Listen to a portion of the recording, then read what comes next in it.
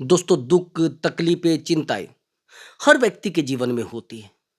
परेशानी हर व्यक्ति के जीवन में होती है। जब वही तकलीफें हमें हमारे खुद के रिश्ते देने लगे, हमारा खुद का रिश्ता देने लगे, वही रिश्ता जिस रिश्ते पर हम सबसे अधिक विश्वास करते हैं, वही रिश्ता जब हमें तकलीफ देने लगे, वही रिश्ता हमें तनाव देने लगे, तो बड़ा दुख होता है, बड़ा हर्ट होता है इंसान।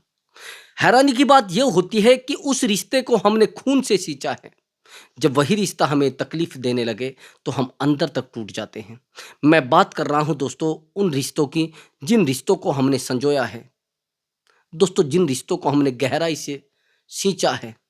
लेकिन उसी इंसान को, जिस इंसान को आपने समझाने की कोशिश की है, जिस इंसान को आपने प्रेम देने की कोशिश की है, वही इंसान आपको तकलीफ दे रहा है। ऐसा क्यों होता है?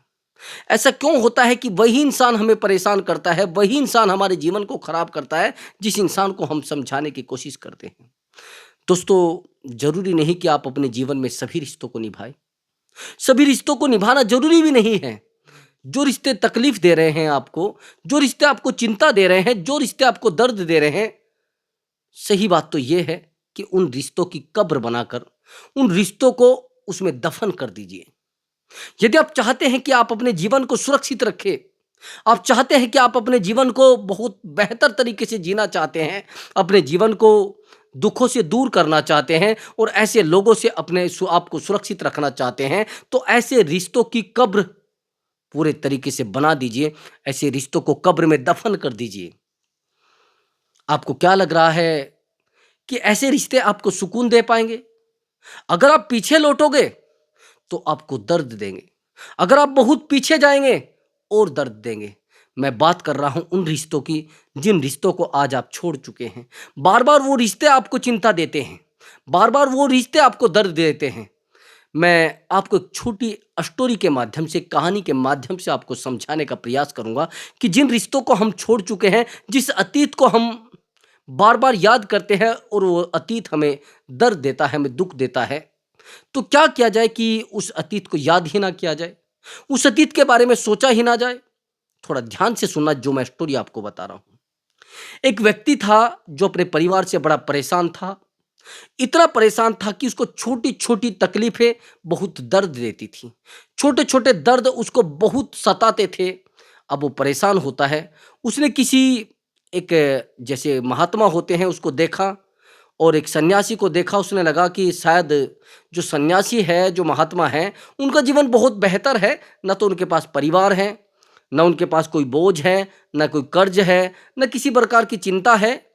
तो उसने सोचा कि मैं आज के बाद अपने परिवार को छोड़कर वैराग्य ले लूंगा। आज के बाद मैं परिवार में नहीं रहूंगा। मेरे जीवन में ना तो चिंता होगी, ना मेरे जीवन में तकलीफें होंगी। और हैरानी की बात यह है कि उसको लगता था कि शायद मैं अपने जीवन को सुरक्षित कर लूंगा। तो वहीं से वो थोड़ा अपने जीवन को चालू करने की कोशिश करते हैं, यानी चलाते हैं। और एक कुटिया उसको दिखती है आसपास कहीं, पता लगता है कि वहां पर एक महात्मा रहते हैं, वहां मैं चले जाता हूँ। जैसे उसको कुटिया दिखी और वहां पर वो चले गए, उन्होंने महात्मा को कहा, हे महात्मा, मैं अपने जीवन को पूरे तरीके से परिवार से अलग कर चुका हूँ। मेरी जो मेरा जो शरीर है, मैं इसको पूरे तरीके से अपने परिवार से हटा चुका हूँ और आप कृपया करके मेरा मार्गदर्शन करें। मुझे कोई ऐसा रास्ता बताइए जिससे कि मैं अपने आप को परिवार से हटा सकूँ। तो महात्मा कहते हैं कि नहीं, कोई मुश्किल नहीं, आप रह सकते हैं। और जब आप परिवार से हट ही गए हैं, तो फिर तो इतनी चिंता की बात है नहीं। कि ठीक है। और वो उस कुटिया में रहने लगते हैं। उनको बीत जाता है 1 महीना रहते रहते। समय बीतता है, माइनस आता है, प्लस आता है, परेशानी आती है। कभी भोजन मिलता है, कभी नहीं मिलता है। कभी भिक्षा के लिए जाते हैं, कोई धुतकारता है, कोई गाली देता है, कोई बहस करता है और कोई कहता है कि तू कुछ काम नहीं कर सकता क्या? तू तो अच्छा खट्टा है, तू कुछ कमा सकता है, तू इस काम पे लग गया है, मतलब इस काम को तूने ले लिया है। इस तरीके से लोग कहने लगे, तो उसको लगने लगा कि शायद मैंने कोई गलती तो नहीं कर दी। अब उसको बार बार अपने परिवार की याद आने लगती है कि मेरे बेटे का क्या होगा, मेरी पत्नी क्या कर रही होगी, मेरी बेटी क्या कर रही होगी। कई बार परिवार वाले बुलाने के लिए आए, प्रयास भी किए, लेकिन वो नहीं आया। अब जब प्रयास किए तो 1 महीना बीता, 1 महीने के बाद 2 महीने भी बीते, लेकिन बार-बार उनको अपना अतीत याद आ रहा था, अपना परिवार याद आ रहा था। तो जो उस कुटिया में गुरुजी रहते थे, उनको उन्होंने कहा कि उस व्यक्ति ने कहा कि गुरुजी मैं अपने अतीत को नहीं भुला पा रहा हूँ। जो मेरे अतीत में मेरे दर्द बीता है, मेरी खुशी बीती है, मेरी चिंता बीती है, मेरे बेटे हैं, मेरी बेटी है और मेरी श्रीमती है, मैं नहीं भुला पा रहा हूँ उनको। मैं अपने अतीत को नहीं त्याग पा रहा हूँ। कृपया करके मेरा मार्गदर्शन करे और मुझे कोई रास्ता बताए, मुझे कोई ऐसा मार्ग बताए जिस पर मैं चल सकूँ और मैं अपने अतीत को भुला सकूँ। तो जो गुरुजी हैं वो कहते कि नहीं, नहीं मैं तो कुछ बता नहीं सकता और अगर आप अपने अतीत को नहीं भुला सकते, शायद आप पूरे तरीके से सन्यासी नहीं बने। आप पूरे तरीके से वैराग्य में नहीं हैं, आप आज तक कुछ भी नहीं छोड़ पाए हैं।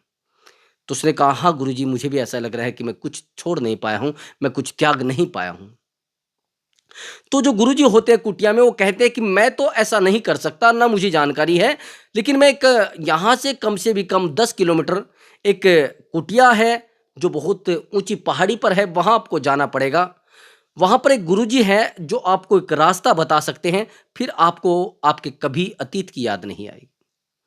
कि गुरुजी मैं प्रयास कर लूँगा, मैं चला जाऊँगा उस कुटिया तक और शायद मेरा जीवन बेहतर हो जाए, शायद मेरे जीवन एक सही दिशा में चलने लगे, शायद मैंने जो वैराग्य लिया है कुछ मुझे उसका लाभ हो, मेरा जीवन सफल हो जाए।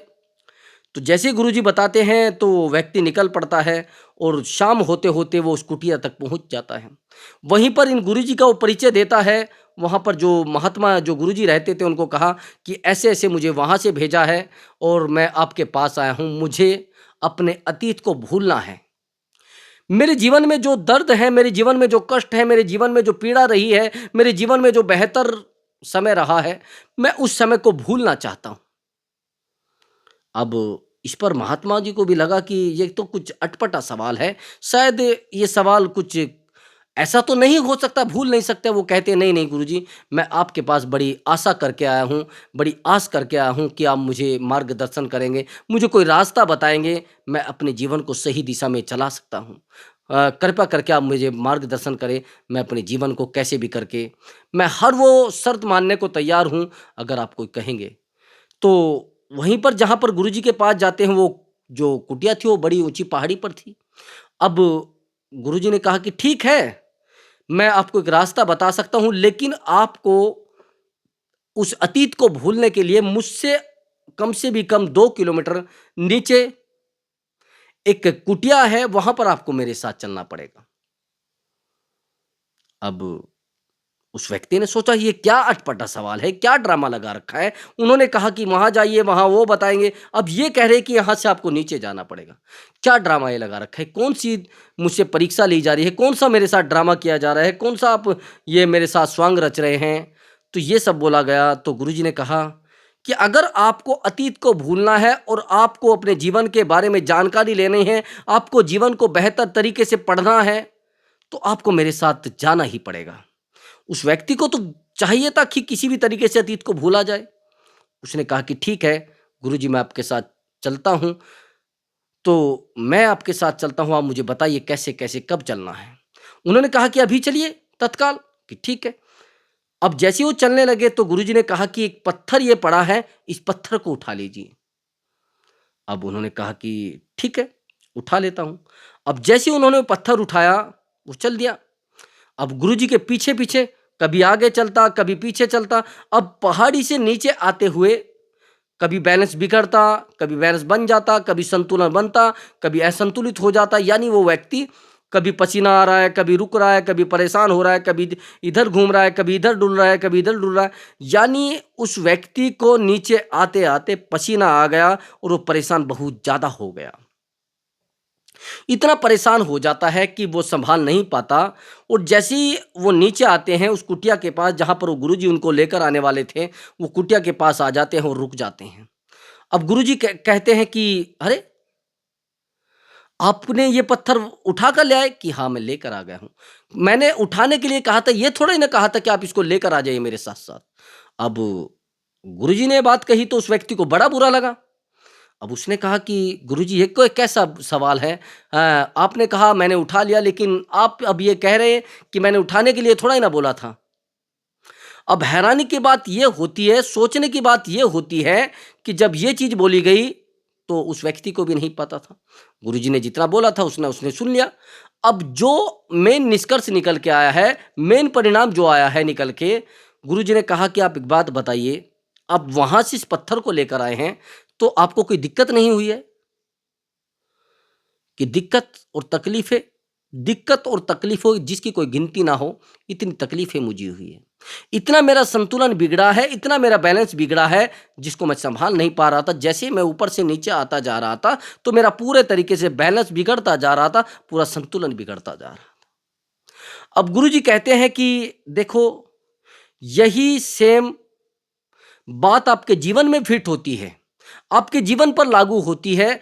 जब तक आप अपने अतीत को नहीं भूल पाएंगे, जब तक आप अपने अतीत के बारे में सोचना बंद नहीं करेंगे, अपने अतीत को नहीं छोड़ पाएंगे, तब तक आप अपने जीवन में एक बेहतर व्यक्ति और एक बेहतर वैराग्य धारण करने वाला व्यक्ति नहीं बन सकते, और आप एक बेहतर सन्यासी भी नहीं बन सकते।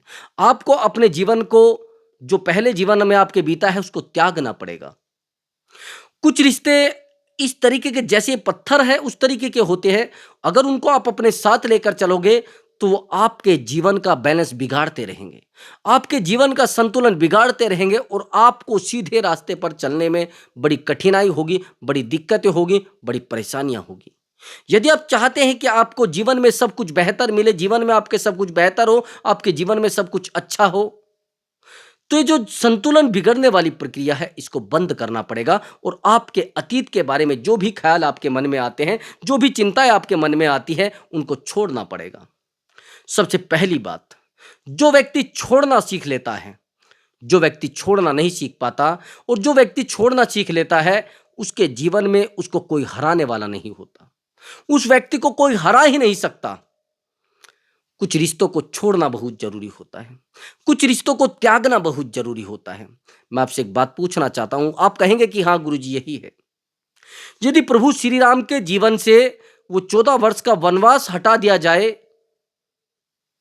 दूसरी बात, वहीं पर बुद्ध के जीवन से यदि वो त्याग, वो तपस्या हटा दी जाए, वो पेड़ के नीचे बैठना और ज्ञान लेना, उन चीजों को हटा दिया जाए, क्या सच में वो पूजनीय है लोग? वो फिर एक व्यक्ति बनकर रह जाएंगे। जीवन में त्याग सबसे महत्वपूर्ण होता है और तपस्या सबसे महत्वपूर्ण होती है, तप सबसे महत्वपूर्ण होता है। यदि इन दोनों के जीवन से ये सब त्याग तपस्या हटा दी जाए तो क्या बचेगा? मात्र नील। इनको कोई पूजेगा नहीं, इनको कोई वैल्यू नहीं देगा। तो हमारे जीवन में कुछ रिश्ते ऐसे होते हैं, उनको त्यागना बड़ा जरूरी होता है, उनको छोड़ना बड़ा जरूरी होता है। उनसे अपने आप को दूर करके अपने जीवन को बेहतर दिशा में लगाना, बेहतर दिशा में लेकर जाना बहुत आवश्यक होता है। वहीं पर जो लोग ये कह रहे हैं ना कि हम उसको नहीं छोड़ पा रहे हैं, हम अपने परिवार को नहीं त्याग पा रहे हैं, हम अपने बच्चों को त्याग नहीं पा रहे हैं, वो दुख में, वो तकलीफों में सबसे अधिक है। मेरी एक बुआ जी हैं, जिसे कहते हैं सब सक्षम महिला, बहुत बेहतर महिला और बहुत बेहतर भी कर पाई हैं। उनकी आयु बहुत कम थी, तो हमारे जो फूफा जी थे उनकी डेथ हो गई थी कम आयु में। तो उन्होंने कहा कि मैं अपना जीवन चला सकती हूँ, तो उस समय उन्होंने अपने जीवन को चलाया। 3 बेटे हैं और प्रॉपर्टी बहुत अधिक है, बहुत अधिक, जो नहीं प्रयोग में लाई जा सकती। तीनों बेटों को पढ़ाया, कोई पढ़ नहीं पाया है। आज वर्तमान में वो तीनों बेटे नशे के आदी हैं, जीवन में तकलीफें हैं, जीवन में चिंताएं हैं। अब बेटों को संस्कार देना बड़ा मुश्किल है, बेटों को समझाना बड़ा मुश्किल है, बेटों को अपने जीवन से जोड़ना बड़ा मुश्किल है। तो मेरा कहने का तात्पर्य ये है, वो अपने बेटों को कभी त्याग नहीं पाई है और हमेशा दुखी रहती है, हमेशा चिंता में रहती है, हमेशा तकलीफों में रहती है, और उनके जीवन में बीमारियों का अंबार लग गया है, वो पूरे तरीके से परेशान रहती है। यदि आप बच्चों को दायित्व समझ के पाल रहे हैं, बस कर्तव्य समझकर पाल रहे हैं, वहीं पर आप सोच रहे हैं कि नहीं नहीं मेरा बेटा तो मेरे बारे में बहुत बेहतर समझेगा, आप आशा उससे कर लेते हैं। कल उस व्यक्ति के जीवन में, उस बच्चे के जीवन में कोई स्त्री आ जाती है, उसकी पत्नी आ जाती है, फिर वो आपकी उम्मीदों पर खरा नहीं उतर पाता है, आपकी आशाओं को निराशा में बदल देता है। कहाँ जीवन में आप गलती सोच रहे हैं?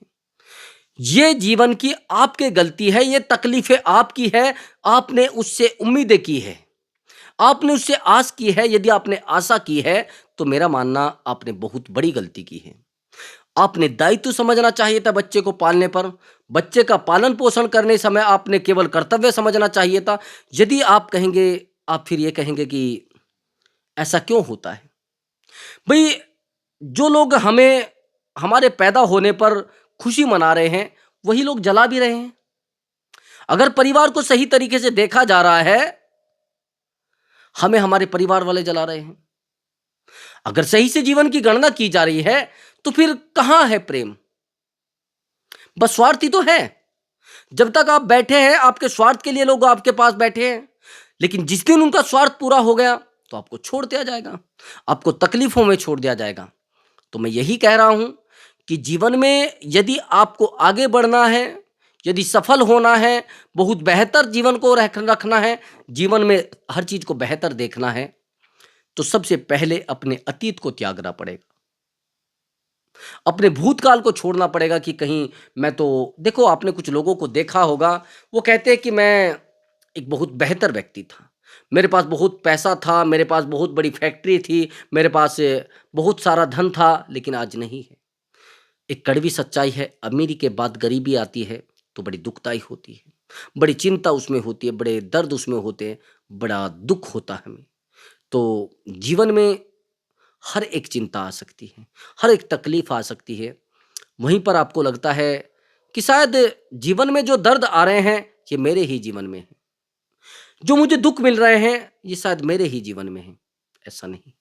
यदि आज आप दुखी हैं, ये किसी के कर्म का धोखा नहीं, ये किसी के कर्म की, आपको किसी के कुछ करने से, किसी के कुछ करवाने से, किसी के आपके ऊपर कुछ जादू टोना कराने से नहीं।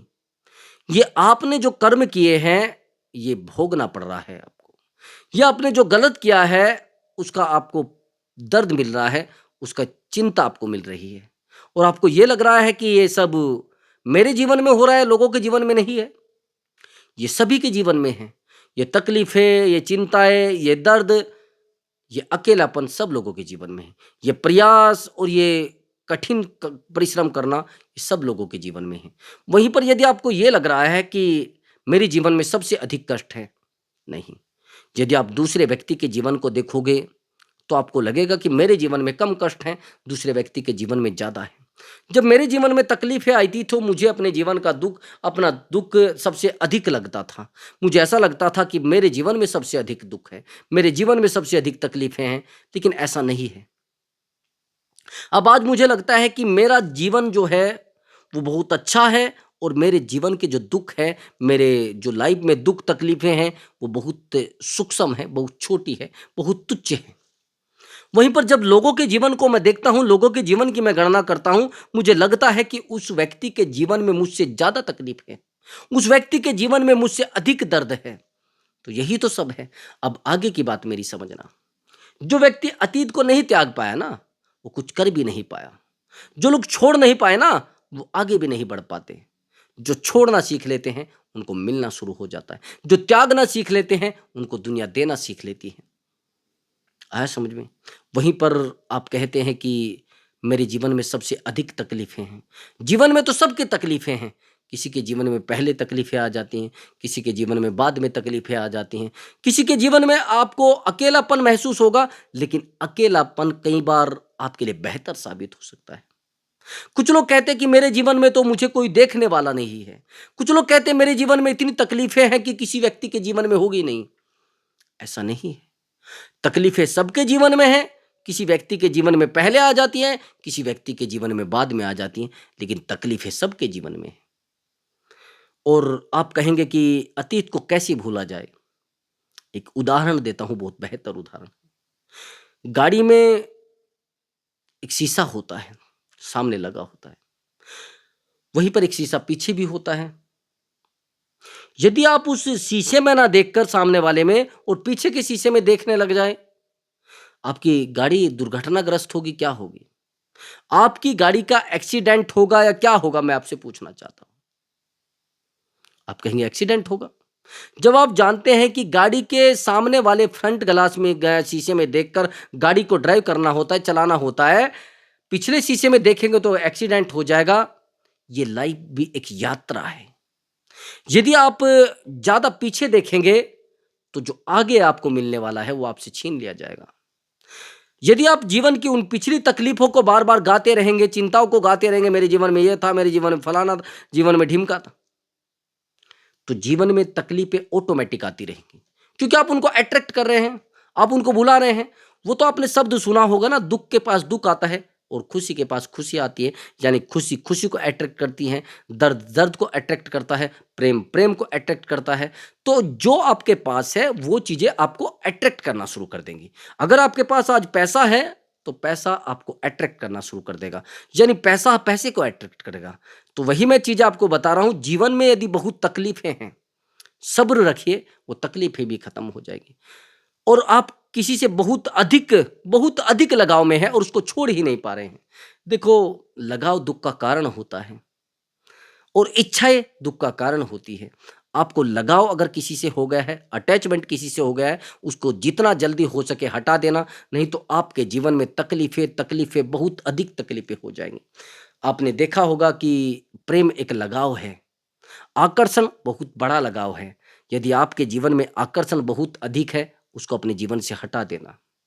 तो आपने अपने आप में एक डिसीजन लेना पड़ेगा कि आज के बाद मैं अपने अतीत को भूल जाऊँगा, आज के बाद अतीत के बारे में नहीं सोचूँगा। यदि आप अतीत के बारे में रात-दिन सोचते रहेंगे, तो आपका जीवन पता नहीं कब खराब हो जाएगा, आपका जीवन कब सड़क पर आ जाएगा, कब आपके जीवन में तकलीफ़ों का पूरे तरीके से एक बाढ़ आ जाएगी, आपको पता ही नहीं चलेगा, एक तूफ़ान जीवन में आ जाएगा।